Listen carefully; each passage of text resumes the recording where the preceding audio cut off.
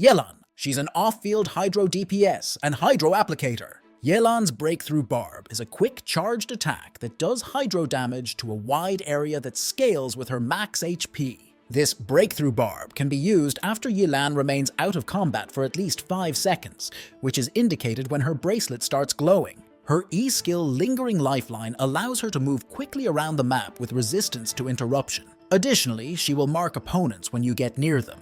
Then, when the skill ends, she will deal damage to them based on her max HP. Her E-skill also has a 34% chance to activate her Breakthrough Barb for every marked opponent that is damaged. Her burst Depth Clarion dice creates a dice that can apply and deal hydro damage to enemies every time your on-field character uses a normal attack. Yelan can also trigger the dice after using her skill. Just note that the hydro application from her burst is just slightly less than Xingqiu, which means that it can sometimes lead to inconsistent reaction damage if you apply the element too quickly.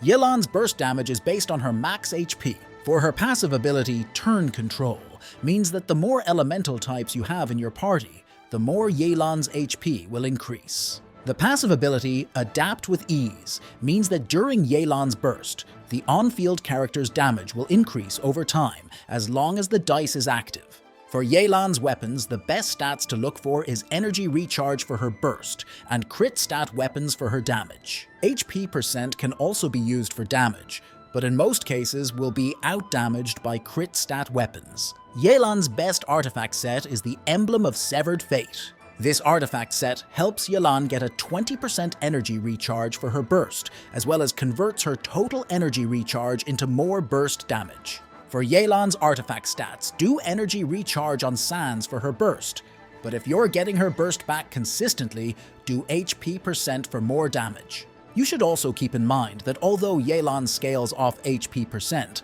you still want to balance out her crit rate and crit damage stats in order to maximize her damage. For Yelan's Constellations, C1 will let you use her E-skill twice now, giving extra damage and energy, allowing you to prioritize her damage-dealing stats over energy recharge. This also helps you travel quickly around the map with almost infinite stamina. C2. Yelan's Burst will fire an additional Hydro Arrow every 1.8 seconds that is based on 14% of her max HP. This extra Hydro shot allows Yelan to be a sole Hydro applicator on most teams like a Hu Tao Vaporize. C3 is more burst damage. C4 increases your entire party's HP by 10% for each enemy hit by her E-skill, up to 4 enemies for a total of 40% HP.